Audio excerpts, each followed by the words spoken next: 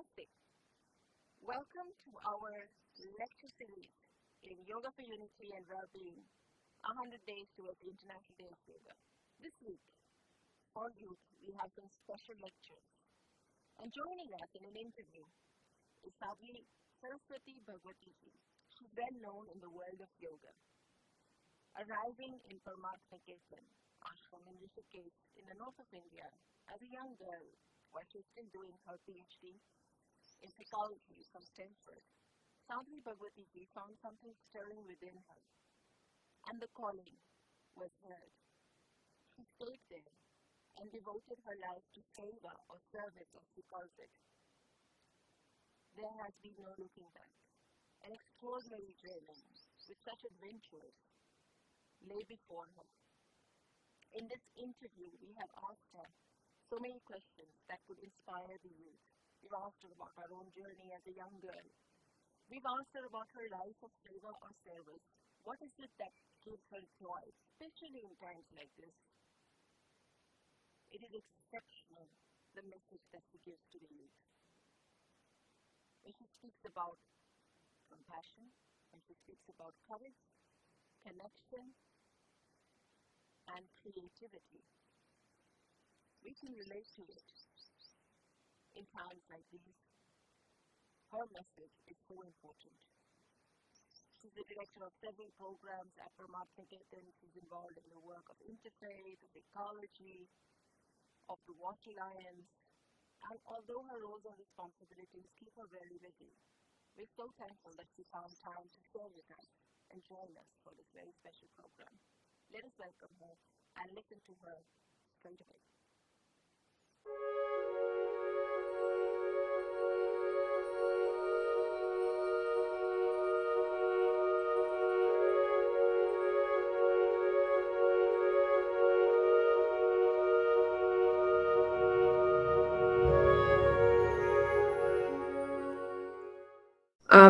What is the message that you have for our young people? The future looks, like you say, rather desolate with the disease that people are facing, the empty heart syndrome getting even worse. And although such beautiful festivals as the ones you do provide a dent, do provide a portal, a gateway towards another world of union and depth, how do you see the future? I mean, do you think that our next generation, who's going to be so affected by this COVID, there's no turning back now? What is the message that you have for them, and how should they be changing their lives and adapting to these dire times with yoga and spiritual practices, obviously? Beautiful. So I'll speak to that on a few different levels. First of all, right now, in this moment, number one, be careful. This is not a joke. Just because you are young and healthy does not mean that you are somehow immune from being very sick or even dying from COVID. So be very, very, very careful. There's a great story of a man who was a great devotee of God, and a big flood came. And everybody was evacuating the houses, and he said, no, God will take care of me. I don't need to evacuate. And the floodwaters rose, and he went to the second floor of his house, and he saw out the window people in a boat came by, and they said, jump in, we'll save you. He said, no, God will save me, no problem. Floodwaters rose. The man was now on the roof of his house. Helicopter went by. They dropped down a line. They said, grab on, we'll save you. He said, no, God will save me. So the floodwaters rose, and the man drowned and died. And when he came face to face with God, he said, how could you? I had such faith in you. I knew you would save me, but you let me die. And God said, I sent you a boat. I sent you a helicopter. What else did you want me to do? And I love this story because spirituality is tragically one of the reasons that we tend to think that we are somehow invincible, that nothing's going to happen to us, as though somehow the laws that God created, laws of gravity, laws of nature, that somehow they don't apply to us, that God would create these laws and then create us as exempt from the laws. Of course. So be careful. You've been given a body. Your soul is infinite and eternal. Absolutely. The soul is invincible, but your body is not. And if you have any eagerness for this body to stay alive, healthy, which of course you should, because it's an incredible gift, take care of it. Be very, very, very careful. Especially if you have elders in your house or you interact with elders in your community, whether it's someone who checks you out at the grocery store, whether it's a neighbor. Remember that you may be young and feel strong, but there's others who are much more immunocompromised, and you have a duty to them to protect them. So be careful. Number 2, know that this will end. We had thought in a few months, maybe not a few months, but my guess would be within the next year or so. I think that the pandemic will absolutely be much, much, much better. The disease probably isn't going to go away entirely, but I think it will be much more something like an ordinary flu or something that, just lives in our world that we're careful not to get. Dengue, for example, malaria, for example. We live with lots of different ailments and illnesses that we are able to just protect ourselves as we move through our world. So I think it'll become like that. But this is just one thing. There's a lot else that is threatening to wreak havoc on our world.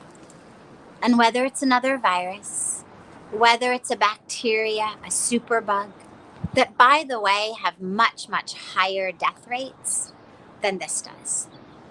Much, much higher infection rates than this does. COVID was actually, in many ways, a very gracious and generous first lesson for us as far as viruses go. As far as the spreadability, as far as the death rate, it is so much lower than so many other viruses, than so many bacteria. So recognize other ones are going to keep coming. Climate change, lack of water. India is on track to only have half the drinking water that we need by 2030.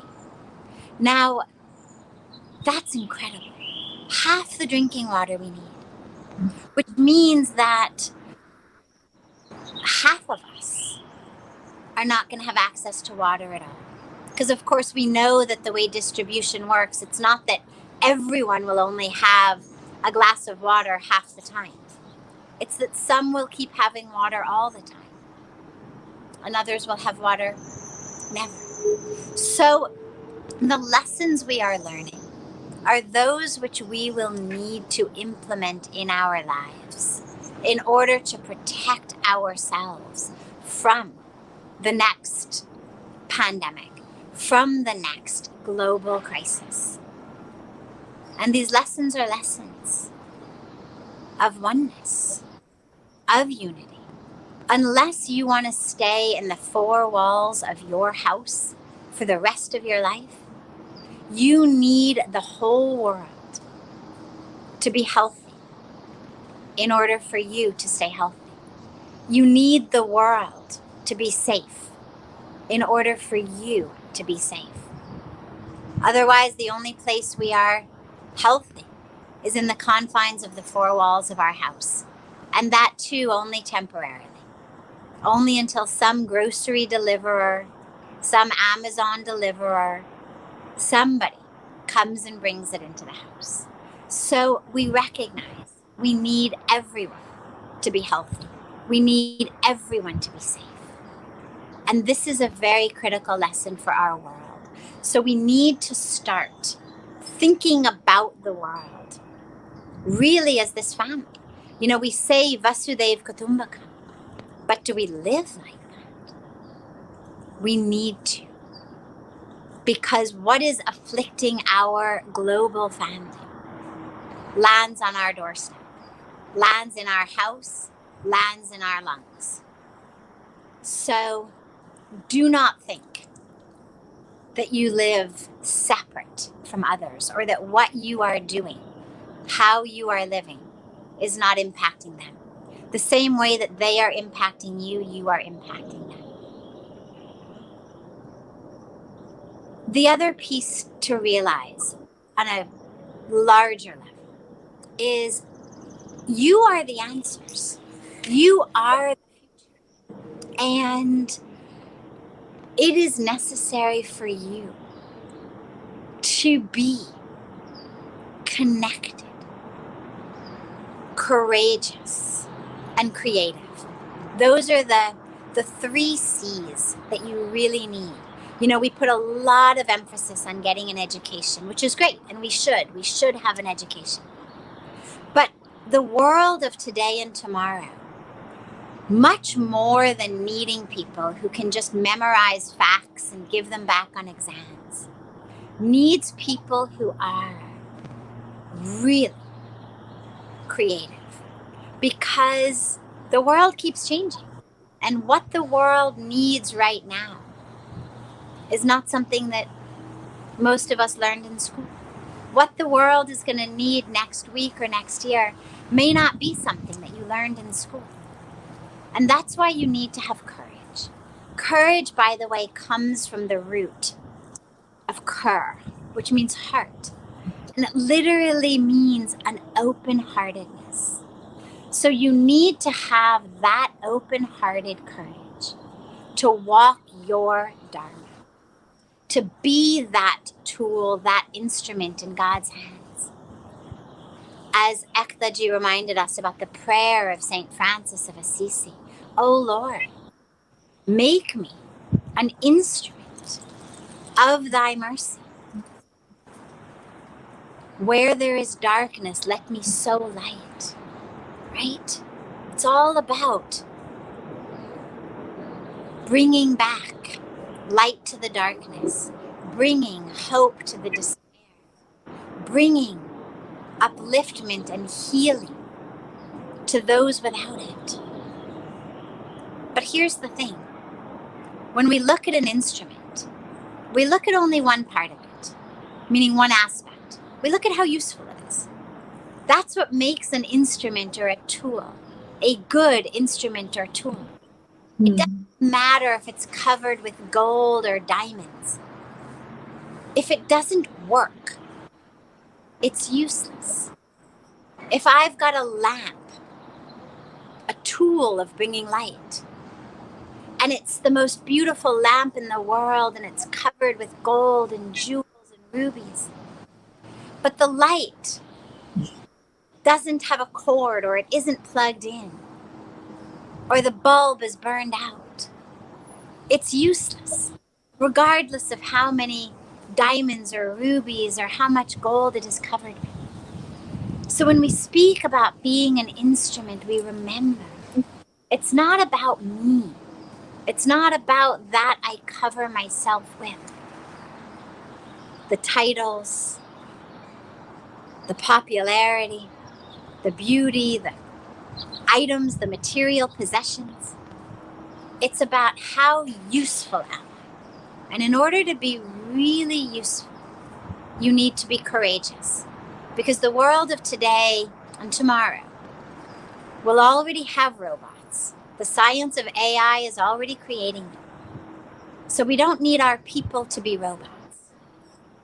We need our people, our living, breathing humans, to actually be courageous, to do things in different ways, to do things that haven't been done, to visualize, to envision, to create, to initiate, to use that power that God has given you. The power of compassion, a fourth C. When you feel that compassion, that love, it sparks your creativity. And then it requires courage to implement it. But it requires that connection to the divine, to your true self, to actually even have that creativity. So we need you not to just be robots who repeat what you get fed in, not to just do what everyone else is doing or what everyone else has always done, not to just do what's going to make the neighbors say, wow, wow, kya baat hai, bahut hi badi. But really, really to do what you know is needed, what people need. How can you serve? So that is what your collective duty and dharma is. And only when you have that spiritual connection do you know who you are. So then you know how to serve with courage, with creativity, because of that connection. A tree that is not grounded and rooted cannot give apples. A flower that is not grounded or rooted cannot give fragrance. In our lives, we need to be grounded and anchored, and then give. Do not despair. Do not lose hope. There is so much that can be done today. So many changes and innovations with regard to climate change, with regard to our planet, with regard to war and violence and conflict. There is so much that you, as the youth, can do. So do not despair. Do not give up. You are the answer. You are co-creating our world. It is not, you're not a victim. You haven't been just handed something. You are the creators of that, the co-creators of that. So use that power, use that courage, use that compassion, that connection, that creativity, and make a difference, because you can. And that is what we are all here for. But by no means think that it has to be something super glamorous, super fun, that it's going to be something that's going to get you on the front page of a magazine or necessarily make everybody say, wow, wow, you're the best, or that's going to get you 1 million followers on Facebook. It may be just the simplest, purest contribution, the behind the scenes energy, that soil that is full of nourishment and nutrients, that enables the tree to give the apples. We love the apples, but how many people notice the soil? But it's the soil that actually allows the apples to be given. It's the soil that allows the fragrance to be there. So remember the importance of the soil. And so many of us, the Dharma is to be soil. And there is nothing that is less than in that. That is essential, critical. When our topsoil is over, there will be no food.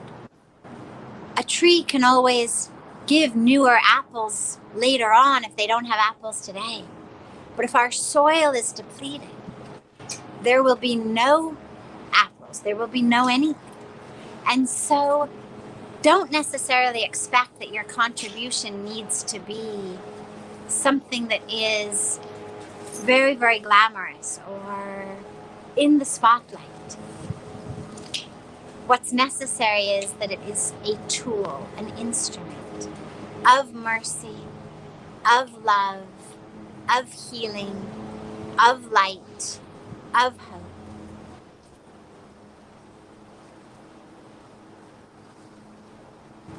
And that's what you all are here to do. Wonderful. Thank you so much. That message of creating a Facebook of compassion, creativity, courageous, and connection. I mean, I think, and that is where yoga is at the center of it all, creating this unity within and without. And what we feel so much connected also to each other, all of us around the globe who are speaking together today and watching this. We hope that you all get the message. We hope that you all feel inspired by these words that dear Sadhviji has shared with us and taken so much time to be with us. Thank you so much for this.